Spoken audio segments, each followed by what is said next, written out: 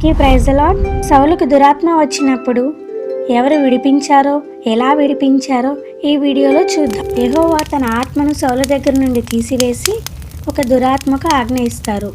అప్పుడు సౌలు సేవకులు సౌలు ప్రవర్తనను చూసి, మీరు ఆజ్ఞ ఇవ్వండి, దురాత్మ వచ్చి మిమ్మల్ని పట్టినప్పుడల్లా సితారా చమత్కారంగా వాయించుట చేత మీరు బాగుపడతారు అని సౌలుతో చెప్పాను. అప్పుడు సౌలు, సరే అయితే మీరు వెళ్ళి సితారా బాగుగా వాయించగలవాన్ని నా ఎద్దుకు తీసుకురండి అని సేవకులతో చెప్తారు. అప్పుడు సౌలు సేవకులు వెళ్ళి తెలుసుకొని, రాజా, యెషయా కుమారుల్లో ఒకరు ఉన్నారు, అతని పేరు దావీదు. ఇప్పుడు సౌలు అతని పిలిపించండి అని సెలవిస్తారు. అంతటా సేవకులు యెషయా దగ్గరికి వెళ్ళి, నీ కుమారుడైన దావీదును సౌలు గారు తీసుకురమ్మన్నారు అని చెప్తారు. అప్పుడు యెషయా వెంటనే ఒక గాడిదకు రొట్టెలను, ద్రాక్షారసపు తైలమును, ఒక మేకపిల్లను కట్టి దావీదుకు ఇచ్చి సౌలుకు ఇవ్వమని చెప్పాను.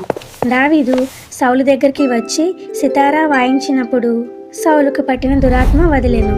అప్పుడు సౌలుకు దావీదు మీద ఇష్టం కలిగెను. ఇలా సౌలుకు దురాత్మ వచ్చినప్పుడల్లా దావీదు సితారా వాయించినప్పుడు అతన్ని విడిచిపోయేది. ఇంతకీ అసలు సౌలు మీదకి దురాత్మ ఎందుకు వచ్చింది అని మీకు డౌట్ రావచ్చు. ఎందుకు వచ్చిందంటే దేవుడు ఆజ్ఞ ఇచ్చారు కాబట్టి. దేవుడు ఆజ్ఞ ఎందుకు ఇచ్చారంటే దావీదును సౌలు దగ్గరికి పంపించడానికి. దావీదుని సౌలు దగ్గరికి ఎందుకు పంపించాలి అని తెలుసుకోవాలని ఉందా?